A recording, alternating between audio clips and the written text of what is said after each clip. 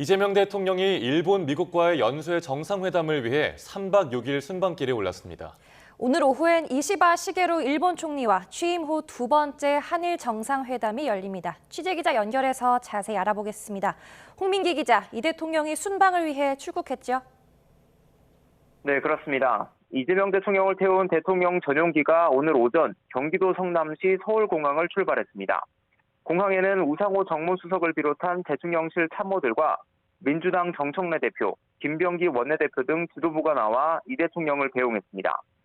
이 대통령은 잠시 후 일본 하네다 공항에 도착한 뒤 일본 첫 일정으로 제일동포들과 오찬 간담회에 참석합니다. 이어 오늘 오후 이시바 시게루 일본 총리와 정상회담과 만찬을 연이어 할 예정입니다. 한일 정상 간의 회담은 지난 6월 G7 정상회의 이후로 두 달여 만입니다. 일본 방문 이틀째인 내일은 일본 의회 주요 인사들과 만나 한일 협력을 강조할 전망입니다. 그 뒤 내일 오후 이 대통령은 일본을 떠나 한미 정상회담이 열리는 미국으로 향합니다. 네, 오늘 한일 정상회담에서 어떤 의제들이 논의될지도 정리해 주시죠.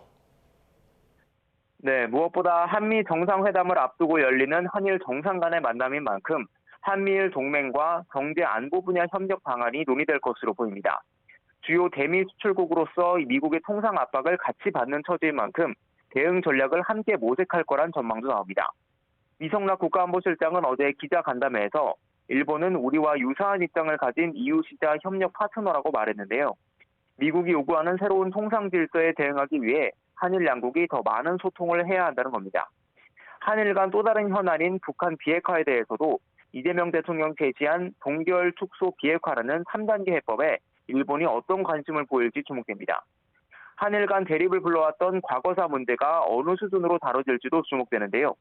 다만 과거사에 대한 일본의 사죄를 명시했던 1998년 김대중 오부치 선언과 같은 합의는 이번에 나오긴 어려울 거란 전망이 나옵니다.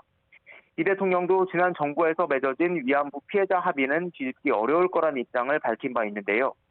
대신 경제 안보 등 사안에 대해 양국이 협력하는 선순환 구조가 자리를 잡으면 이를 동력으로 과거사 문제도 유연하게 해결할 수 있을 거라는 게 우리 정부의 생각입니다.